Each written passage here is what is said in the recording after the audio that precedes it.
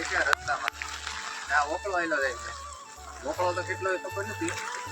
એમાં તો ગળે ગળે આવી જતો. અને એટલો ધોરે જાય મસ્ત પીળો છે. ખેતરોના પાળા તોડી આગળ જવામાં તો હવે અમને બીક લાગે છે. કારણ કે પાણી બહુ વધુ થાય છે. રસ્તામાં એટલું પાણી આવી ગયું છે. આગળ જાય તો ખેડે રસ્તામાં પાણી આવી.